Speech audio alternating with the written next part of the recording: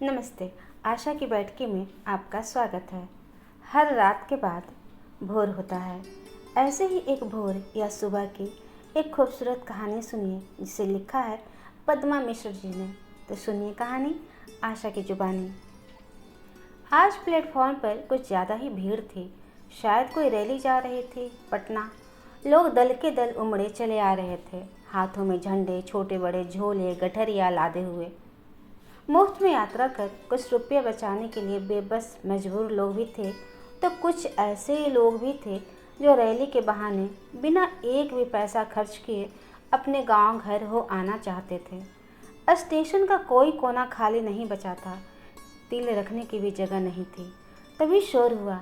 प्रवेश द्वार की ओर सबकी नज़रें घूम गई। नेताजी की जय, नेताजी की जय। सफ़ेद लक दक कुर्ता पजामा पहने, टोपी लगाए, थुल थुल पेट वाले नेताजी को घेरे हुए उत्साही युवकों का निर्द्वंद समूह आते ही बेंचों पर जमकर बैठ गया था। टाटा पटना ट्रेन आ रही थी। उद्घोषणा की जा रही थी। टाटा से चलकर पटना जाने वाली ट्रेन प्लेटफॉर्म नंबर 1 पर आ रही है। प्लेटफॉर्म पर एकदम भगदड़ मच गई।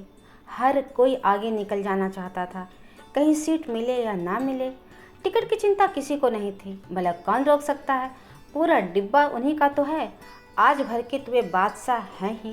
ये रैली वाले लोग मजमा पार्टी जिंदाबाद जिंदाबाद के नारे लगाते सभी धड़ाधड़ कर डब्बे में घुसे जा रहे थे। मैं भी अपना बैग उठाए अपनी रिजर्व बर्थ पर आकर बैठी ही थी कि एक आवाज़ आई, थोड़ा पीछे हटेंगी मैडम। मैंने चौंक कर देखा। एक युवक 2 बड़े बैग उठाए अधिकार से पूछ रहा था। क्यों भाई, आपकी बर्थ कौन सी है? मैंने पूछा। बर्थ तो कोई नहीं है, पर आज के लिए सारा डिब्बा अपना ही है, यह समझ लीजिए। उसकी आवाज़ में ठसक थी। यह रिजर्व बॉगी है, आप बाहर जाइए या टीटी से मिलिए, मैं नहीं हटूंगी। वह युवक अड़ गया था, लेकिन अब मेरी बर्थ छोड़कर सामने वाली खाली बर्थ पर अपना आसन जमा लिया था। उसके पीछे पीछे 2 भरे थैले उठाए एक 10 वर्षीय बालक भी था। उसके सामने थैले रखकर हाँफने लगा। युवक ने उपच्छा से कहा, आ गया, चल यहीं बैठ जा। वह बच्चा बेचारा अपना गमछा बिछाकर फर्श पर ही बैठ गया। बिखरे हुए छोटे छोटे बाल, पुरानी टी शर्ट जिसकी कॉलर एक ओर उधड़ा हुआ था, हाथों में छोटा सा प्लास्टिक का झोला जिसमें शायद कुछ पुराने कपड़े थे। वह बड़ी हिफाजत से छिपाया था। हर बार बार अपनी छाती के पॉकेट पर हाथ लगाता, शायद कुछ पैसे होंगे। उसकी आंखों से कुछ घबराहट छलक रही थी। गाड़ी चल पड़ी थी, लेकिन कंपार्टमेंट का शोर अभी थमा नहीं था। लोग ठूस ठूस कर भरे जा रहे थे। मुफ्त की यात्रा का लाभ उठाने वालों की कमी नहीं थी। मैं इस डिब्बे में अकेली थी। पटना वुमेंस कॉलेज में आयोजित बीएड की प्रायोगिक परीक्षा लेने जा रही थी। मेरे साथ 2 और अध्यापक तथा शिक्षिकाएं थीं, पर उनका रिजर्वेशन अन्य बोगियों में हुआ था। मैं ऊब भी रही थी और मन ही मन थोड़ा डर भी था कि इस अनियंत्रित भीड़ से अनिश्चित आक्रोश और उत्तेजना की संभावना कुछ ज़्यादा थी। रात के 8 बज रहे थे। शोरगुल कुछ थमसा गया था। शायद रैली वालों को खाना बांटा जा रहा था। पत्तों के दोने में 2-4 अदरक पूरियाँ, अचार, सभी लपक पड़े। वह बच्चा ललचाई नज़रों से देख रहा था। खाना बांटने वाले लड़कों से मेरे सामने वाले सीट का युवक उलझ गया। ये का रे, ये खाना है? एकरा से तो का होई? नारा लगावत नट्टी दुखा गेल। कहाँ बाड़े नेताजी? वह जोर जोर से चिल्ला रहा था और उन लड़कों से झगड़ते हुए दूसरी तरफ निकल गया। बच्चा बेचारा भूखा था। मैंने पूछा, भूख लगी है, खाओगे? उसने हाँ में सिर हिलाया। मैंने बैग में से 2 आलू के पराठे निकाल कर दिए। वह जल्दी जल्दी खा रहा था। ना जाने कब से भूखा था। मैंने पूछा, क्या तुम इस लड़के के साथ हो? नहीं, हम तो सामान उठा के लाए हैं। बोली कि चल सामान पहुंचा दे, पटना तक चल जाएगा तुम, एक को पैसा नहीं लगेगा तुमको। अच्छा, नाम क्या है तुम्हारा? क्या यहीं टाटा में रहते हो? नहीं दीदी जी, हम तो दिल्ली से आ रहे हैं। हम रमुआ हैं। दिल्ली से? कैसे, किसके साथ हो और कौन तुम्हारे साथ है? मैं घबरा कर सवाल पर सवाल पूछती जा रही थी। और वह रुआंसा हो उठा था। दुख व पीड़ा की लकीरें उसके चेहरे पर साफ साफ दिखाई दे रही थी। वह पानी पीकर धीरे धीरे अपनी कहानी बताने लगा।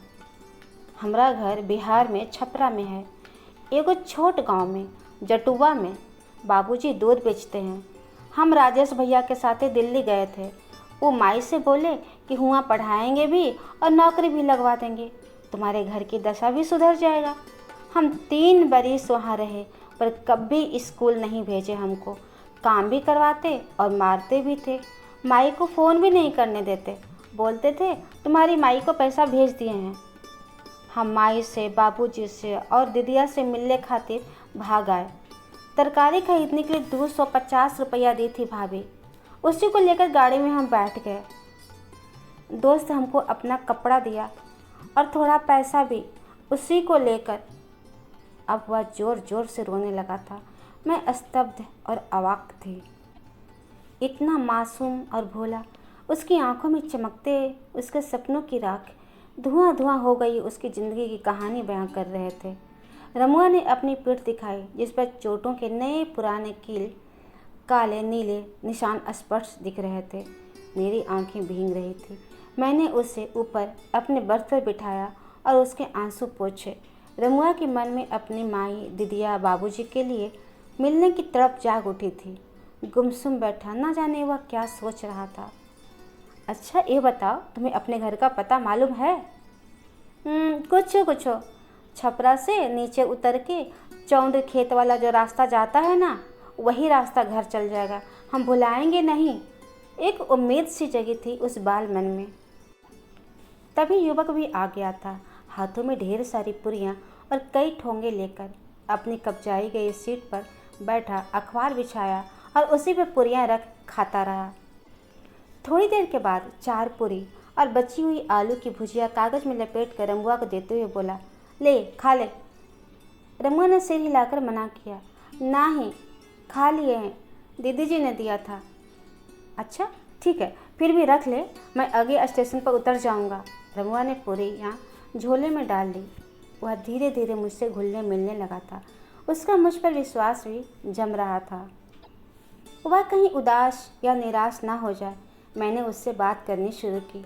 अच्छा यह बताओ, कैसी लगती है तुम्हारी माई?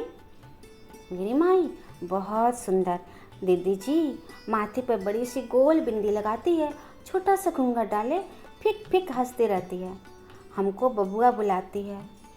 वह यादों में खो गया था। और तुम्हारे बाबूजी?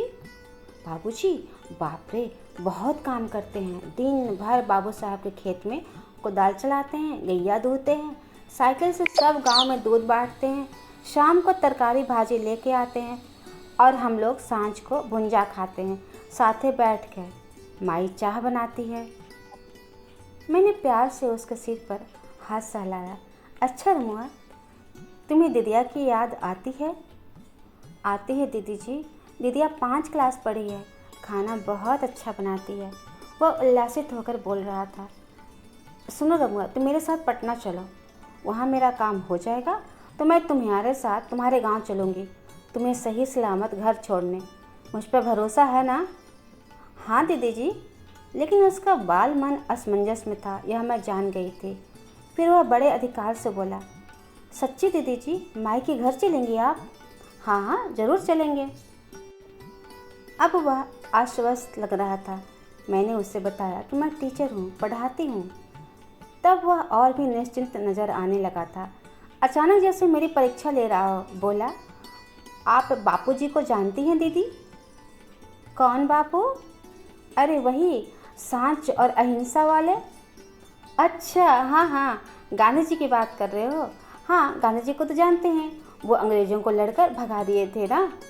मुझे भी इन अनगढ़ सवालों के उत्तर देने में मज़ा आ रहा था। अब तो रमुआ पूरी तरह मुझ पर विश्वास कर रहा था कि चलो कोई तो है जिसे वह भी जानता है और दीदी जी भी। ट्रेन में आसपास के सहयात्री भी उसकी बातें मुस्कुरा रहे थे सुनकर। उसकी बातों के भोलेपन ने सबको मोह लिया था और उसकी मजबूरी, गरीबी, पनियाई आंखों से छलकते छोटे छोटे सपनों के किरचे देख सबकी सहानुभूति उसके साथ हो गई थी। रमुआ ने सबकी नज़रें बचाकर अपनी जेब फिर टटोली। उसके थोड़े से पैसे सुरक्षित थे, तभी वह आश्वस्त नजर आ रहा था। रात ज़्यादा हो गई थी। सामने वाला लड़का अगले स्टेशन पर उतरने के लिए तैयार था। अब तक रमुआ की राम कहानी सुनकर वह भी उससे सहानुभूति महसूस करने लगा था। उसने रमुआ से कहा, दीदिया जी के साथ पटना चल जाना, ले ये पैसा रख ले और मेरा फ़ोन नंबर भी है, ज़रूरत पड़े तो किसी से फ़ोन करवा देना, भूलना नहीं। कहकर वह नीचे उतर गया। रमुआ को मैंने उसी खाली बर्थ पर सुलाया, पर मेरी आंखों में नींद जरा देर से आई। अब तक केवल किस्से, कहानियों या समाचार पत्रों में ही देखा सुना था। इन असहाय गरीब बच्चों की नियति पर मेरा मन बार बार द्रवित हो रहा था। मैं शिक्षिका थी, ऐसे बच्चों पर अनेक सेमिनार, सभाओं, परिचर्चाओं में शामिल हुई थी, व्याख्यान पढ़े थे और सुने भी थे। पर क्या कागज़ों पर सिर्फ योजनाएं बनाना, बहसें करके ही हमारा कर्तव्य पूरा हो जाता है? आज अचानक मिले इस अनपेक्षित घटनाक्रम ने मुझे हिला दिया था। मैं उसकी मदद ज़रूर करूँगी। इनके लिए भेजी गई सरकार की योजनाओं और सहयोग राशि बीच में कहीं खो जाती है। ये बेचारे जानते भी नहीं और इनका शोषण होता रहता है। सोचते सोचते मैं सो गई थी। आँखें खुली तो सुबह हो चुकी थी। रमुआ निश्चित हो सोया था, पटना आ रहा था। आधे घंटे के बाद रमुआ को उठाकर मैंने कहा, रमुआ उठो, पटना पहुंच गए हैं, नीचे उतरते हैं। स्टेशन पर उतरकर मैं अपने साथियों से मिली। रमुआ की कहानी सुनकर और उसके मदद करने के नाम पर सभी उत्साह से भर उठे। वह मेरे साथ 2 दिनों तक रहा, बिल्कुल मेरे बच्चे की तरह, सबसे घुल मिल गया था। इस बीच हमने पुलिस को इसलिए सूचना नहीं दी कि वह सीधे रमुआ को सुधार होम भेज देती और फिर लंबी प्रक्रिया चलती उसका घर खोजने, पता लगाने में, जिसके लिए वह हरगिज़ तैयार नहीं था। मेरे मित्र रजनी ने उसे चप्पलें खरीदवा दी और मैंने नए कपड़े, और अपने साथियों को छपरा के किसी सरकारी स्कूल में रमुआ की शिक्षा की व्यवस्था करने और ज़रूरी काम पूरे करने की हिदायत देकर मैं रमुआ को और रजनी को छपरा जाने वाली बस पर सवार हो गए। मैं नहीं जानती थी अगर उसका घर नहीं मिला तो क्या होगा। बस एक उत्साह और ममत्व की पवित्र भावना थी जो मुझे प्रेरित कर रही थी कि मैं उसका साथ दूं, उसे सही सलामत उसके घर पहुंचा दूं। रमुआ बस में बहुत प्रसन्नता से बैठा हुआ था। रजनी और मैं उसे देख देख कर खुश हो रही थी। रमुआ की कृतज्ञता भरी नज़रें मेरे मातृवत स्नेह को पहचान रही थी। छपरा शहर जैसे जैसे नज़दीक आ रहा था, रमुआ के चेहरे पर खुशियों की अनेक लहरें आ जा रही थी। बस के रुकते ही रमुआ कूद गया, आइए ना दीदी जी, इधर से आते हैं। रेलवे लाइन पार करते ही ताड़ के 3-4 पेड़ों की ओट से दिख रहा गांव, उसके पहले सूखे खेतों की लंबी श्रृंखला जिसे वह चंबर कह रहा था। अब तो हमें भी उल्लास व उत्साह के उमंगों में डुबो दिया था रमुआ ने। वह आगे दौड़ रहा था और हम उसके पीछे पीछे। करीब घंटे भर पैदल चलने के बाद जो पहला कुआं वाला खेत और खलिहान दिखा, वहाँ स्थित पीपल के नीचे रखी 3 पत्थर की पिंडियाँ, उन पिंडियों पर सिंदूर पुता था और कुछ फूल भी थे। उसने झुककर प्रणाम किया और जोर जोर से रोते हुए दौड़ पड़ा, देखो दीदी जी, वो रहा हमारा घर। हम भी भावुक हो गए थे। कच्ची ईंटों का पुराना मकान, पुआल के ढेर और घास के गट्ठर, सामने पड़ी जर्जर चरपाई पर लेटे किसी बीमार के खांसने की आवाज़ आ रही थी। रमुआ दौड़कर उसे बीमार काया से लिपट गया।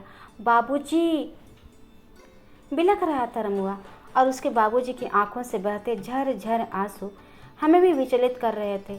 रोने की आवाज़ सुनकर हाथों में पानी भरे बाल्टी थामे शायद रमुआ की माँ थी। अचकचा कर हमें देखती हुई दुबली पतली महिला की नज़र जब रमुआ पर पड़ी तो वह अचंभित, स्तब्ध और हंसे या रोए की मुद्रा में खड़ी रही। फिर एकदम से चित्कार कर उठी, बबुआ रे, कहाँ चल गए रहले बेटा। फिर तो रुदन के उस बहाव ने हमें भी बहा दिया। माँ के टूटे दिल की करुण पुकार गंगा जमुना की अनगिनत धाराओं में बिखर रही थी। उसकी तपिश हमें भी रुला रही थी। आसपास के लोग भी जुट गए थे। कुछ देर के बाद उसकी माँ ने हमें गुड़ की चाय पिलाई, भुंजा खिलाया।